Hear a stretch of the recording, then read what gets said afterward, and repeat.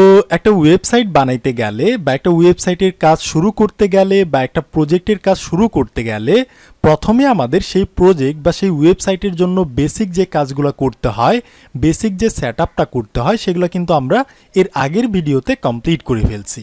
তো এবার আমরা এই ভিডিও থেকে আমাদের ওয়েবসাইট বানানোর কাজ শুরু করব। আমি যদি আমাদের এক্সাম্পল ওয়েবসাইটটা দেখানোর চেষ্টা করি, দেখতে পাচ্ছেন এটা হচ্ছে আমাদের এক্সাম্পল ওয়েবসাইট এবং এটা হচ্ছে একটা রেসপন্সিভ ওয়েবসাইট। তো এই ওয়েবসাইটের সবার উপরে প্রথমে কি আছে, একটা নেভিগেশন বার বা একটা ন্যাব বার আছে এবং এই ন্যাব বারের এই যে বাম দিকে লেফটের সাইডে হচ্ছে একটা লোগো আছে এবং এখানে লেখা আছে হচ্ছে প্রোগ্রামিং এবং ডান দিকে হচ্ছে কিছু লিঙ্ক বা কিছু রাউট বা কিছু মেনু আছে এবং এই মেনুগুলোর উপর যখন আমি মাউস নিয়ে গিয়ে হবার করতেছি তখন কিন্তু এগুলোর পিছনে একটা ব্যাকগ্রাউন্ড কালার চলে আসতেছে এবং আমাদের প্রথম যে মেনুটা আছে এটা হচ্ছে একটা অ্যাক্টিভ মেনু। এখানে আমি মাউস নিয়ে গেলে বা এখান থেকে মাউস সরাই ফেললে কিন্তু কিছু হচ্ছে না, মানে কোনো ইফেক্টই পড়তেছে না। এটা কিন্তু ডিফল্টভাবে একটা ব্যাকগ্রাউন্ড কালার সেট হয়ে আছে, কারণ হচ্ছে এটা একটা ডিফল্ট একটা মেনু। এবং আমাদের এই নেভিগেশন বারটা হচ্ছে একটা রেসপন্সিভ নেভিগেশন বার। এই নেভিগেশন বারটাকে আমরা যে কোনো ডিভাইসেই দেখি না কেন, এটা আমরা ছোট ডিভাইসে দেখি বা মিডিয়াম লেভেলের কোনো ডিভাইসে দেখি বা কোনো লার্জ টাইপের কোনো ডিভাইসে দেখি, এই নেভিগেশন বারটা কিন্তু খুব সুন্দরভাবে দেখা যাবে। তো আমি যদি আপনাদের এক্সাম্পল হিসেবে দেখানোর চেষ্টা করি, ধরেন এখানে রাইট ক্লিক করে আমি এখান থেকে ইন্সপেক্টে গেলাম। তো এরপর দেখেন এই যে এখানে আমরা এই যে এই আইকনের উপর ক্লিক করব, তো আমি করলাম। এখানে ক্লিক করার পর এই যে এখান থেকে আমি রেসপন্সিভটাকে চুজ করে নিলাম এবং আমি যে এখানে ক্লিক করে এখান থেকে যে এইটাকে ওপেন করে নিলাম এবং আমি আমার ডেভেলপার অপশনটাকে যেখান থেকে মিনিমাইজ করে নিচে রেখে দিলাম। তো এখন সুন্দরভাবে দেখা যাবে। তো দেখতে পাচ্ছেন যখন কোনো ইউজার আমাদের ওয়েবসাইটটাকে বড় কোনো ডিভাইসের মধ্যে দেখবে তখন এই যে এইরকম লাগবে, এবং যখন কোনো ইউজার আমাদের ওয়েবসাইটটাকে ছোট কোনো ডিভাইসে দেখবে তখন দেখতে পাচ্ছেন এই যে এই রকম লাগবে। আমাদের মেনুগুলা বা আমাদের লিঙ্কগুলা কিন্তু হাইড হয়ে গেছে। আবার আমাদের ইউজার যদি চায় এই যে এখানে ক্লিক করে কিন্তু এগুলাকে ওপেন করতে পারে, আবার এখানে চাইলে যে ক্রসে ক্লিক করে কিন্তু এগুলাকে হাইড করতে পারে। তাহলে এটা হচ্ছে একটা রেসপন্সিভের ব্যাপার। আমরা এই কাজগুলোকে রেসপন্সিভের মাধ্যমে করছি। আমরা এই নেভিগেশন বারটাকে ক্রিয়েট করার সময় বলে দিছি যে নেভিগেশন বার তুমি কোন ডিভাইসের জন্য কেমন দেখাবে সেটা আমি বলে দিছি। সে কি করতেছে, আমি যেটা বলছি সে সেইটাই করতেছে। যখন কোনো ইউজার আমাদের এই ওয়েবসাইটটাকে মোবাইল ফোনে দেখতেছে তখন একরকম দেখতেছে, যখন কোনো ইউজার এই ওয়েবসাইটটাকে আইপ্যাডে দেখতেছে তখন একরকম দেখতেছে, এবং যখন কোনো ইউজার এই ওয়েবসাইটটাকে বড় কোনো ডিভাইসে দেখতেছে, কম্পিউটার, ল্যাপটপ, তখন একরকম দেখা যাইতেছে। এই কাজটা হচ্ছে আমরা করে দিছি। তাহলে চলেন এবার আমরা এইরকম একটা নেভিগেশন বার আমরা আমাদের ওয়েবসাইটের মধ্যে বানাবো। তো তার আগে আমি আপনাদের বলে রাখি, আমরা কিন্তু অলরেডি দুইটা সম্পূর্ণ ওয়েবসাইটকে ধরে কিন্তু আমরা ডিজাইন করছি।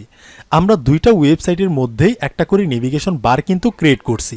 তাহলে আমরা কিন্তু জানি যে কিভাবে একটা নেভিগেশন বারকে ধরে ডিজাইন করতে হয়, কিভাবে এইদিকে একটা লোগো সেট করতে হয়, কিভাবে এগুলো এই যে মেনুগুলাকে ক্রিয়েট করতে হয়, এবং মাউস নিয়ে গেলে কিভাবে এগুলো হবার হইতেছে, এগুলো কিন্তু আমরা জানি। তো আমি কি করব, আমি কিন্তু এগুলাকে ডিজাইন করার সময় অতটা কিন্তু আমি আপনাদের বোঝাবো না। আমি জাস্ট বেশিরভাগ ফোকাস করব হচ্ছে রেসপন্সিভের দিকে, যে কিভাবে রেসপন্সিভ করতে হয়। ডিজাইনটা কিন্তু আপনারা পারেন। তাহলে চলেন এই মেনু বারটাকে আমরা আমাদের ওয়েবসাইটের মধ্যে ক্রিয়েট করে ফেলি। তো আমি চলে আসলাম আমার ওয়েবসাইটের মধ্যে। তো এবার আমি যাব হচ্ছে আমার HTML ফাইলের মধ্যে, এবং এই কাজগুলো হচ্ছে আমরা এর আগের ভিডিওতে করছিলাম, এগুলাকে আমি জাস্ট ডিলিট করে দিলাম। তো এরপর আমি কি করতে পারি, এরপর আমি যেহেতু একটা নেভিগেশন বার বানাবো, তো এই জন্য আমাদের কি করতে হবে, ন্যাব নামের একটা ট্যাগ নিতে হবে। আমরা জানি এই ন্যাব ট্যাগটা হচ্ছে HTML5 এর একটা সুডো ট্যাগ, এবং এটার মধ্যে আমি একটা ডিপ ক্রিয়েট করতে পারি। এটা হচ্ছে আমাদের লোগোর জন্য। এখানে আমি লিখতে পারি হচ্ছে প্রোগ্রামিং, ঠিক আছে। এবং আমি এই ডিভের নিচে হচ্ছে একটা ইউএল ক্রিয়েট করতে পারি, আনঅর্ডার লিস্ট, এবং এটার মধ্যে আমি কিছু অ্যালাই বা লিস্ট আইটেম আমি ক্রিয়েট করতে পারি। এবং এই প্রতিটা অ্যালাইয়ের মধ্যে আমি একটা করে অ্যাঙ্কর ট্যাগ ক্রিয়েট করতে পারি, কারণ হচ্ছে সেগুলো হচ্ছে একটা মেনু বা সেগুলো হচ্ছে একটা লিঙ্ক। সেখানে আমরা ক্লিক করলে কি হবে, আমাদের অন্য কোথাও নিয়ে যাবে, আলাদা কোনো একটা পেজে নিয়ে যাবে। তো এজন্য আমাদের কি করতে হবে, এই মেনুগুলোকে সবসময় একটা অ্যাঙ্কর ট্যাগের মধ্যে রাখতে হবে। আসলে সবসময় না, যখন আমরা জাভাস্ক্রিপ্টের রিয়েক্ট যে শিখবো তখন আমাদের এগুলাকে লিঙ্কের মধ্যে ক্রিয়েট করতে হবে না, সেগুলোকে আমরা অন্যভাবে করব। তো আমি কি করব, এখানে লিখবো হচ্ছে হোম, এবং আমি পুরো লাইনটাকে কপি করতে পারি। তো কপি করার system alt shift down arrow, এবং এখানে লিখতে পারি এটা হচ্ছে আমাদের গ্যালারি, আবারও কপি করলাম, এবং এটা হচ্ছে আমাদের সার্ভিসেস, এবং কপি করলাম, এটা হচ্ছে আমাদের অ্যাবাউট, কপি করলাম, এটা হচ্ছে আমাদের কন্ট্যাক্ট, ঠিক আছে, কন্ট্যাক্ট। তাহলে দেখতে পাচ্ছেন ফাইনালি আমাদের কিন্তু একটা নেভিগেশন বারের স্ট্রাকচার ক্রিয়েট হয়ে গেছে, এবং সেটার মধ্যে আমরা কি করলাম, দুইটা জিনিস নিলাম, একটা হচ্ছে ইউএল এবং আরেকটা হচ্ছে ডিপ। তো এবার যদি আমি সেভ করে আমাদের ব্রাউজারে গিয়ে যদি আমি দেখার চেষ্টা করি যে আসছে কিনা, দেখতে পাচ্ছেন এগুলা কিন্তু চলে আসছে। তো এবার আমরা কি করব, এবার আমরা ধরে এগুলাকে ডিজাইন করব। তো আমাদের ন্যাপ ট্যাগটা আছে না, এটাকে আমি আমার সিএসএস ফাইলের মধ্যে ধরতে পারি। তো আমি এগুলার নিচে গিয়ে বলতে পারি যে ন্যাভ, আমাদের কিন্তু ন্যাভের আগে ডট বা হ্যাশ দিতে হবে না, কারণ এটা হচ্ছে একটা ট্যাগ সিলেক্টর। তো আমি এটাকে ধরলাম, ধরার পরে আমি বলতে পারি এই যে দেখেন আমাদের যে এক্সাম্পল ওয়েবসাইটটা আছে, এই যে আমাদের লোগো এবং আমাদের মেনুগুলা কিন্তু একই লাইনে পাশাপাশি বসছে। বাট আমাদের ওয়েবসাইটের মধ্যে যে আমাদের লোগো এবং আমাদের লিঙ্কগুলো কিন্তু নিচে নিচে বসছে। তো আমি বলতে পারি যে ন্যাভ, এই যে ন্যাভের মধ্যে কিন্তু দুইটা জিনিস আছে, একটা ইউএল একটা ডিপ, এই দুইটাকে আমরা পাশাপাশি বসাবো। তো আমি বলতে পারি ডিসপ্লে ফ্লেক্স, তাহলে কি হবে, এই দুইটা পাশাপাশি একই লাইনে বসবে। রিলোড করলাম, তো দেখতে পাচ্ছেন এই দুইটা কিন্তু একই লাইনে পাশাপাশি বসছে। তো এবার আমি চাইলে এটার কিন্তু একটা ব্যাকগ্রাউন্ড কালারও সেট করতে পারি। ধরেন এটার একটা ব্যাকগ্রাউন্ড কালার হবে এবং কালারটা হবে রেড কালার, পরে আমি চেঞ্জ করে নিব জাস্ট দেখার পারপাসে। দেখতে পাচ্ছেন এবার আমি বলতে পারি যে ন্যাভ তোমার একটা হাইটও হবে এবং হাইটটা হবে 80 পিক্সেলের মতো কিছু একটা, এবং এটার একটা উইথ হবে, উইথটা হয়ে যাবে 100%, যতটুকু আছে ততটুকুই। তো ওকে ফাইন, আমি যদি গিয়ে দেখি যে এগুলা পাইছে কিনা। সো দেখতে পাচ্ছেন এই যে এগুলার একটা হাইট পেয়ে গেছে। এবার দেখেন আমাদের এক্সাম্পল ওয়েবসাইটের মধ্যে যে দুইটা কিন্তু দুই দিকে, যে লোগোটা হচ্ছে বাম দিকে আমাদের স্ক্রিনের এবং আমাদের মেনুগুলা কিন্তু আমাদের স্ক্রিনের একদম ডান দিকে। বাট আমাদের এই দুইটা কিন্তু একই জায়গায় লাগালাগি করে আছে। তো আমি বলতে পারি এখানে এটার নিচে, যেহেতু আমাদের এই ট্যাগের মধ্যে ডিসপ্লে ফ্লেক্স দেওয়াই আছে, তো আমি এখানে ব্যবহার করতে পারি হচ্ছে জাস্টিফাই কন্টেন্ট এবং এটা হচ্ছে স্পেস বিটুইন। তার মানে দুইটা দুই দিকে চলে যাবে। রিলোড করলাম, দেখতে পাচ্ছেন এটা কিন্তু আমাদের স্ক্রিনের একদম ডান দিকে এবং আমাদের লোগোটা হচ্ছে বাম দিকে। তো ওকে ফাইন, এবার আমি যে কাজটা করতে পারি, এবার আমি বলতে পারি এই যে আমাদের লোগোর বাম দিকে আমি একটু গ্যাপ চাচ্ছি এবং আমাদের মেনুগুলার ডান দিকে একটু গ্যাপ চাচ্ছি। এগুলো কিন্তু আমাদের স্ক্রিনের সঙ্গে একদম লাগালাগি করে আছে। তো আমি এখানে একটা প্যাডিং ব্যবহার করতে পারি। এটার একটা প্যাডিং হবে, উপরে নিচে হবে 0 পিক্সেল, উপরে নিচে কোনো প্যাডিং দিব না। বাট আমি রাইট সাইডে হচ্ছে 50 পিক্সেল, নিচের দিকে হচ্ছে 0 পিক্সেল এবং বাম দিকে হচ্ছে আমি একটু বেশি করে দিব, এটা হচ্ছে 80 পিক্সেলের মতো কিছু একটা। তো আপনি দেখতে পারবেন আমি যদি এখানে রিলোড করি, সো দেখতে পাচ্ছেন এই যে আমাদের লোগোর বাম দিকে 80 পিক্সেল এবং আমাদের মেনুগুলার ডান দিকে হচ্ছে 50 পিক্সেলের মতো পাইছে। এবার আমরা চাইলে যে লোগোটাকে ধরে একটু বড় সড়ো করতে পারি। তো আমি কি করতে পারি, এটার নিচে গিয়ে আমি বলতে পারি এই যে এখানে গিয়ে আমি একটা ক্লাসও ব্যবহার করতে পারি। ডিভের মধ্যে বলতে পারি যে এটার একটা ক্লাস হবে এবং ক্লাসের নামটা হবে হচ্ছে লোগো, ঠিক আছে। তো আমি কি করব, এখানে গিয়ে লোগোটাকে ধরবো, যেহেতু ক্লাস ডট দিতে হবে। তো আমি লোগোটাকে ধরলাম। তো লোগোটাকে ধরার পর আমি বলতে পারি এটার একটা ফন্ট সাইজ হবে, ফন্ট সাইজটা হবে হচ্ছে 25 পিক্সেলের মতো এবং এইটার যে ফন্টের যে উইডটা আছে, ফন্ট উইড, এটা হয়ে যাবে হচ্ছে বোল্ড এবং এটার কালারটা হয়ে যাবে হচ্ছে হোয়াইট কালার, ঠিক আছে। তো এতটুকু করে আমি যদি গিয়ে দেখি এখানে রিলোড করলাম, সো দেখতে পাচ্ছেন এই যে আমাদের লোগোর কাজ করা কিন্তু কমপ্লিট হয়ে গেছে। তো এবার দেখেন এই যে আমাদের যে লিঙ্কগুলো আছে, আমাদের যে অ্যালাইগুলো আছে, এগুলো কিন্তু এক একটা নতুন নতুন লাইনে বসছে। বাট আমি চাইতেছি এগুলো যাতে একই লাইনে পাশাপাশি বসে। তো আমাদের কি করতে হবে, এগুলো আছে কার মধ্যে দেখতে হবে, আমাদের ইউএল এর মধ্যে আমাদের এই 5টা অ্যালাই আছে। তো আমি বলতে পারি আমাদের ইউএল কে ধরে ডিসপ্লে ফ্লেক্স, তাহলে কি হবে, এটার মধ্যে যতগুলো আছে এগুলো পাশাপাশি বসবে। তো আমি বলতে পারি ন্যাভের মধ্যে যে ইউএল নামের ট্যাগটা আছে সেটাকে আমি সিলেক্ট করলাম। আপনি এখানে দেখেন এই যে আমাদের ন্যাভের মধ্যে কিন্তু একটা ইউএল নামের ট্যাগ আছে। তো আমি এটাকে ধরলাম, ধরে আমি বলতে পারি যে এগুলার ডিসপ্লে হয়ে যাবে ফ্লেক্স, তাহলে কি হবে, এগুলা কিন্তু একই লাইনে পাশাপাশি বসবে, দেখতে পাচ্ছেন। তো এবার দেখেন আমাদের লোগো এবং আমাদের মেনুগুলা স্ক্রিনের দুই দিকে গেছে, ঠিক আছে। বাট এগুলার কিন্তু ওই যে ভার্টিক্যাল অ্যালাইনটা কিন্তু ঠিক নাই। এই যেগুলা কিন্তু আমাদের ন্যাবের একদম টপের দিকে চলে গেছে, তাই না? এগুলো আমাদের যদি ন্যাবের একদম মাঝখানে থাকতো তাহলে কিন্তু ভালো লাগতো। তো আমি এখানে বলতে পারি আমাদের ন্যাবের মধ্যে আমি এখানে গিয়ে বলতে পারি যে এগুলার অ্যালাইন আইটেম হয়ে যাবে হচ্ছে সেন্টার, তাহলে এগুলা কিন্তু একদম মাঝখানে আসবে। লক্ষ্য রাখবেন, দেখতে পাচ্ছেন এখন কিন্তু সুন্দর লাগতেছে। তো ওকে ফাইন, এবার দেখেন এই যে এগুলোর সাথে কিন্তু ডিফল্টভাবে একটা ফুটা টাইপের ডিস্ক চলে আসছে। এগুলো হচ্ছে অ্যালাইয়ের সঙ্গে আসে, আমরা জানি। তো এগুলোকে আমরা রিমুভ করতে পারি। আমরা এখানে গিয়ে বলতে পারি যে ন্যাভ তোমার মধ্যে যে ইউএল আছে, ইউএলের মধ্যে যে অ্যালাই আছে, অ্যালাইয়ের যে লিস্ট হাইফেন স্টাইলের যে টাইপটা আছে, স্টাইল হাইফেন টাইপ, সেটা হয়ে যাবে হচ্ছে নান। তাহলে কি হবে, ডিস্কগুলো চলে যাবে, চলে গেছে। এবার আমাদের আন্ডারলাইনগুলোকে নান করতে হবে। আমরা জানি আন্ডারলাইন কার মধ্যে থাকে, অ্যাঙ্কর ট্যাগের মধ্যে থাকে। তো আমি বলতে পারি এই যে দেখেন আমাদের ন্যাভের মধ্যে হচ্ছে ইউএল, ইউএলের মধ্যে অ্যালাই, অ্যালাইয়ের মধ্যে হচ্ছে এ।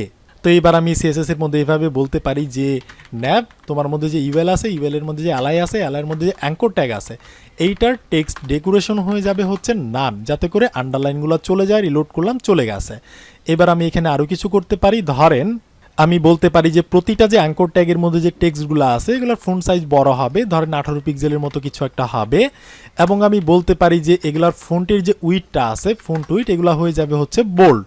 এবং আমি বলতে পারি এগুলার কালার হয়ে যাবে হচ্ছে হোয়াইট কালার। তো আমি সেভ করলাম, সেভ করে গিয়ে যদি আমি এখানে রিলোড করি, লক্ষ্য রাখবেন সো দেখতে পাচ্ছেন যে এই টাইপের কিছু একটা হইলো।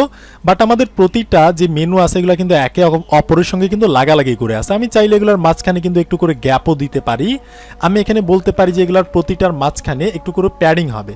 আচ্ছা, আমাদের যে এলআইটা আছে না, এই যে আমাদের যে এলআই, এই এলআইয়ের মধ্যে আমি একটা মার্জিন ব্যবহার করতে পারি। মার্জিন এখানে ব্যবহার করলাম যে উপরে নিচে হচ্ছে 0 পিক্সেল হবে এবং এলআইয়ের দুই সাইডে হচ্ছে 8 পিক্সেলের মতো কিছু একটা গ্যাপ হবে। তাহলে কি হবে, আমি রিলোড করলাম সো দেখতে পাচ্ছেন এই যে এগুলোর মাঝখানে কিন্তু একটু করে গ্যাপ পাইছে। এবার আমি চাইলে এখানে যে কাজটা করতে পারি আমাদের অ্যাঙ্কর ট্যাগের মধ্যে, আচ্ছা আমি আপাতত আমাদের অ্যাঙ্কর ট্যাগের মধ্যে কিছু করব না। এবার আমি যে কাজটা করব, এই যে এগুলোর উপর মাউস নিয়ে গেলে যাতে একটা ব্যাকগ্রাউন্ড কালার হয় একদম আমাদের এক্সাম্পল ওয়েবসাইটের মতো। আচ্ছা, আমাদের এক্সাম্পল ওয়েবসাইটের এই নেভিগেশনের যে ব্যাকগ্রাউন্ডটা আছে এটা হচ্ছে একটা অন্য কালার। তো চলেন আমরা এই কালারটাকে সেট করে ফেলি। তো আমি কি করব, আমাদের যে ন্যাবটা আছে, এই যে ন্যাবের মধ্যে যে আমরা রেড দিয়ে রাখছি, এখানে আমি রেড না দিয়ে আমি বলবো, তো আমি এই কালারটাকে দিয়ে দিলাম। এই কালারটা আমি আগে থেকেই জেনারেট করে রাখছিলাম। তো আপনি কি করবেন, ভিডিওটাকে পজ করে এই কালারের কোডটাকে আপনি জাস্ট টাইপ করে নেবেন, বা আপনি অন্য কালারও ব্যবহার করতে পারেন। তো এখন যদি আমি গিয়ে দেখি এখানে রিলোড করলাম সো দেখতে পাচ্ছেন এই যে এবার কিন্তু আমাদের এক্সাম্পল ওয়েবসাইটের মতোই কিন্তু খানিকটা লাগতেছে।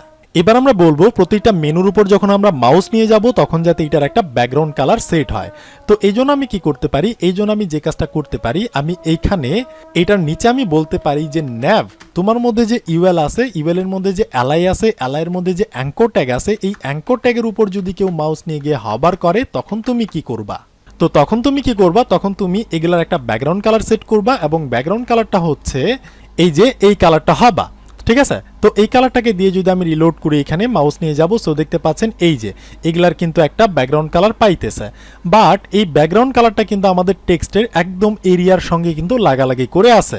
আমি চাইতেছি এটার ব্যাকগ্রাউন্ডটা যাতে ভিতর থেকে একটু প্রসারিত হয়, একটু বড় হয়। তো এই জন্য আমি কি করতে পারি, এই জন্য আমাদের যে অ্যাঙ্কর ট্যাগটা আছে, এই অ্যাঙ্কর ট্যাগের মধ্যে বলতে পারি যে এইগুলার একটা প্যাডিং হবে এবং প্যাডিংটা হবে হচ্ছে উপরে নিচে ধরেন 7 পিক্সেলের মতো এবং দুই সাইডে হচ্ছে 13 পিক্সেলের মতো কিছু একটা হবে। তো এখন যদি আমি গিয়ে দেখি রিলোড করলাম, এখন যদি মাউস নিয়ে যাই দেখতে পাচ্ছেন এই যে এবার কিন্তু দেখতে অনেকটা সুন্দর লাগতেছে। এবার আমি চাইলে যে কর্নারগুলোকে একটু শেপ করতে পারি, একটু গোল করতে পারি। তো আমি বলতে পারি যে এগুলার নিচে এগুলার একটা বর্ডার হাইফেন রেডিয়াস হবে এবং এটা হবে হচ্ছে 3 পিক্সেলের মতো এবং আমি এটার ফন্ট ওয়েট বোল্ড না দিয়ে আমি বলতে পারি এটার ফন্ট ওয়েট হয়ে যাবে 500-র মতো, ঠিক আছে। ওকে, তো এখন যদি আমি গিয়ে দেখি রিলোড করলাম, মাউসটা নিয়ে গেলাম, দেখতে পাচ্ছেন এই যে, বাট এই কাজটা কিন্তু হুট করে হইতেছে, তাই না। বাট আমাদের এক্সাম্পল ওয়েবসাইটের মধ্যে এই কাজটা কিন্তু স্লোভাবে হইতেছে। তো আমি কি করতে পারি, আমি এখানে একটা ট্রানজিশন ব্যবহার করতে পারি। আমি বলতে পারি এটার একটা ট্রানজিশন হবে এবং এটা হয়ে যাবে হচ্ছে 0.5 সেকেন্ডের মতো। তাহলে কিন্তু এটা ডিলে হয়ে যাবে। মাউস নিয়ে যাইতেছি, দেখতে পাচ্ছেন এই যে এই টাইপের কিন্তু হইতেছে। এবার দেখেন আমাদের এক্সাম্পল ওয়েবসাইটের মধ্যে এই যে আমাদের টেক্সটগুলা প্রতিটা লেটারই কিন্তু আপার লেটার, তাই না, বড় হাতের কিন্তু লেটার। বাট আমাদের লেটারগুলো হচ্ছে ছোট হাতে। তো আমি কি করতে পারি, আমি এখানে বলতে পারি যে আমাদের অ্যাঙ্কর ট্যাগের মধ্যেই বলতে পারি যে অ্যাঙ্কর ট্যাগ তোমার যে টেক্সট ট্রান্সফর্ম আছে, তুমি টেক্সটটাকে ট্রান্সফর্ম করে কি করবা, আপার কেস করে দিবা। তাহলে কি হবে, এগুলা কিন্তু বড় হাতের হয়ে যাবে। লক্ষ্য রাখবেন সো দেখতে পাচ্ছেন এই যে এগুলা কিন্তু বড় হাতের হয়ে গেছে। এবং আমি এই ফন্টের উইডটাকে আমি 500 না করে আমি বলতে পারি এগুলো হয়ে যাবে হচ্ছে 700-র মতো। তাহলে কি হবে, একটু বোল্ড হবে। রিলোড করলাম সো দেখতে পাচ্ছেন এই যে এবার কিন্তু খুব সুন্দর লাগতেছে আমাদের এক্সাম্পল ওয়েবসাইট এবং এটা হচ্ছে আমাদের ওয়েবসাইট, ঠিক আছে। তো এবার দেখেন আমাদের এক্সাম্পল ওয়েবসাইটের মধ্যে এই যে আমাদের প্রথম যে মেনুটা আছে এটা কিন্তু হচ্ছে একটা অ্যাক্টিভ মেনু। এটার ব্যাকগ্রাউন্ড কালারটা কিন্তু কখনোই যাইতেছে না এবং আসতেছে না, এটা জাস্ট ফিড ভাবে কিন্তু আছে। তো এটা চাইলে কিন্তু আমাদের ওয়েবসাইটের মধ্যে করতে পারি আমাদের প্রথম মেনুর সঙ্গে। তো আমি কি করতে পারি, যে এখানে গিয়ে আমাদের HTML ফাইলের মধ্যে যে আমাদের প্রথম যে অ্যাঙ্কর ট্যাগটা আছে না, এটার মধ্যে আমি একটা ক্লাস ব্যবহার করতে পারি এবং এখানে লিখতে পারি হচ্ছে যে কোনো নামই আমি দিতে পারি, এটা হচ্ছে আমাদের অ্যাক্টিভ, মানে ঠিক আছে, এটা হচ্ছে আমাদের অ্যাক্টিভ মেনু। এখানে আপনি যে কোনো নামই দিতে পারেন ক্লাসের নেম। তো এটাকে আমি কপি করলাম, কপি করে আমি কি করবো, যে আমাদের হবারটা আছে না, এই যে আমরা যে হবার করছি এখানে আমি কমা দিতে পারি। আমরা কিন্তু একসঙ্গে দুইটাকে কিন্তু ব্যবহার করতে পারি চাইলে। তো আমি বলতে পারি যে ন্যাভ, তোমার মধ্যে যে ইউএল আছে, ইউএলের মধ্যে যে এলআই আছে, এলআইয়ের মধ্যে যে অ্যাঙ্কর ট্যাগগুলো আছে, এগুলার যে ক্লাসটা আছে না, এই যে আমাদের অ্যাক্টিভ ক্লাস, এইটার ব্যাকগ্রাউন্ডটা অল টাইমের জন্য, সবসময়ের জন্য এইটাই থাকবে। তো এখন আপনি দেখতে পারবেন, আমি যদি এখানে গিয়ে রিলোড করি সো দেখতে পাচ্ছেন এই যে এইটা কিন্তু অ্যাক্টিভ হয়ে গেছে। এখন আমি যেগুলোর উপর মাউস নিয়ে যাইতেছি এগুলো কিন্তু হইতেছে, বাট এইটা কিন্তু আমাদের আর হইতেছে না। এটা হচ্ছে একটা অ্যাক্টিভ একটা মেনু। এবং আমি বলতে পারি যে এগুলোর উপর মাউস নিয়ে গেলে কি হবে, কালারটা হোয়াইট হবে। আচ্ছা, কালার তো হোয়াইট করাই আছে, এগুলো আমাদের আর লাগবে না। তাহলে আমাদের বেসিক কাজ কিন্তু কমপ্লিট, আমাদের নেভিগেশন বারটাকে ধরে ডিজাইন করার কাজটা কিন্তু কমপ্লিট। তো এবার যদি আমরা আমাদের এই নেভিগেশন বারের রেসপন্সিভটা চেক করার চেষ্টা করি যে আমাদের এই নেভিগেশন বারের রেসপন্সিভটা কেমন আছে, তো আমি এখান থেকে রাইট ক্লিক করতে পারি, রাইট ক্লিক করে হচ্ছে ইন্সপেক্টে যাইতে পারি। তো আমি এখানে গেলাম, এটাকে আমি মিনিমাইজ করে নিচের দিকে রাখলাম। তো দেখতে পাচ্ছেন রেসপন্সিভ চেক করাই আছে। তো এখন যদি আমি এটাকে ছোট বা বড় করি, সো ছোট করতেছি, দেখতে পাচ্ছেন এই যে দেখেন এটা কিন্তু কোনো রেসপন্সিভ করা নাই। আমাদের যে নেভিগেশন বারটা আমাদের প্রজেক্টের মধ্যে যেইটা, এটা যখন আমরা ছোট স্ক্রিনের মধ্যে দেখতেছি তখন কিন্তু এটা অনেকটা ঘাটিয়া লাগতেছে, অনেকটা খারাপ লাগতেছে। তো এবার আমরা কি করব, এবার আমরা আমাদের এই নেভিগেশন বারটাকে ধরে রেসপন্সিভ করব, একদম আমাদের এক্সাম্পল ওয়েবসাইটের মতো, ঠিক আছে। এইটাকে যখন আমরা রেসপন্সিভ মোডে দেখতেছি তখন কিন্তু অনেকটা সুন্দর লাগতেছে। এই যে ছোট করতেছি, একটা আইকন চলে আসতেছে, ক্লিক করে আমাদের মেনুগুলো আসতেছে, ঠিক আছে। আবার বড় স্ক্রিনে দেখলে যেগুলো এখানেই চলে আসতেছে। তো এবার আমরা এই কাজগুলোকে করব। তো এই ভিডিওটা যেহেতু অনেকটা লং হয়ে যাইতেছে, আমরা কি করলাম, এই ভিডিওতে জাস্ট আমাদের নেভিগেশন বারটাকে ধরে ডিজাইন করলাম। আমরা এর পরের ভিডিওতে আমাদের এই নেভিগেশন বারটাকে ধরে কিভাবে রেসপন্সিভ করতে হয় এই বিষয়গুলো আমরা এর পরের ভিডিওতে দেখব। তাহলে এতটুকু প্র্যাকটিস করেন, কথা হচ্ছে নেক্সট ভিডিওতে।